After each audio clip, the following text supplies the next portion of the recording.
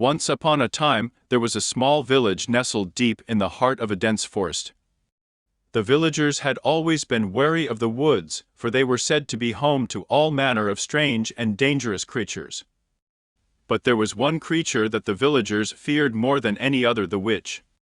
The villagers had heard tales of the witch since they were children. They were told that she lived deep in the heart of the forest, in a hut made of bones and moss. She was said to be a sinister creature who would kidnap children and sacrifice them in her dark rituals. One day, a little girl named Lily disappeared from the village. The villagers were convinced that the witch had taken her, and they gathered their torches and pitchforks to hunt down the creature. As they marched through the forest, they heard strange whispers and eerie laughter coming from the shadows. They encountered all sorts of obstacles, from bottomless pits to cursed trees, but they pressed on, determined to rescue Lily. After hours of wandering, they stumbled upon a clearing in the forest where they saw the witch's hut looming in the distance. They cautiously approached the hut, their hearts pounding with fear. To their surprise, they found the witch sitting outside her hut, calmly knitting a sweater. She looked up at them and smiled, and they saw that she was not the hideous monster they had imagined her to be, but a kindly old woman with a twinkle in her eye. The witch explained that she had not taken Lily, but that the girl had run away from home to explore the forest. She promised to help the villagers find Lily and bring her back safely. Together, the witch and the villagers searched the forest, calling out Lily's name. After a few hours, they found her curled up under a bush, fast asleep. The villagers were overjoyed to have found Lily, and they thanked the witch for her help. As they walked back to the villagers realized that they had been wrong about the witch all along. She was not the evil creature they had imagined, but a wise and compassionate woman who had helped them in their time of need. From that day on, the villagers and the witch became friends. They would often visit her in the forest to seek her advice and listen to her stories. They learned that the witch was a healer, and that she used her knowledge of herbs and magic to help those in need. The villagers began to see the forest in a new light.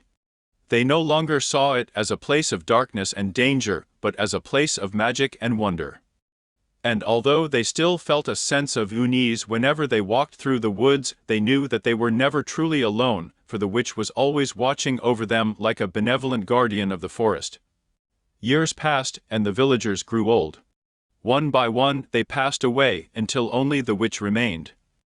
But even in her old age, she was still as wise and kind as ever. One day, a young girl stumbled upon the witch's hut. She was lost and afraid, and the witch took her in and cared for her. The girl was amazed by the witch's kindness and knowledge, and she stayed with her for many years. Eventually, the girl grew old and passed away, but her spirit remained in the forest, watching over the witch's hut. And so the witch was never truly alone.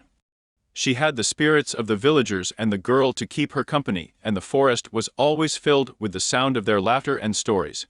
And so the witch of the woods lived on, a wise and benevolent guardian of the forest, loved and revered by all who knew her.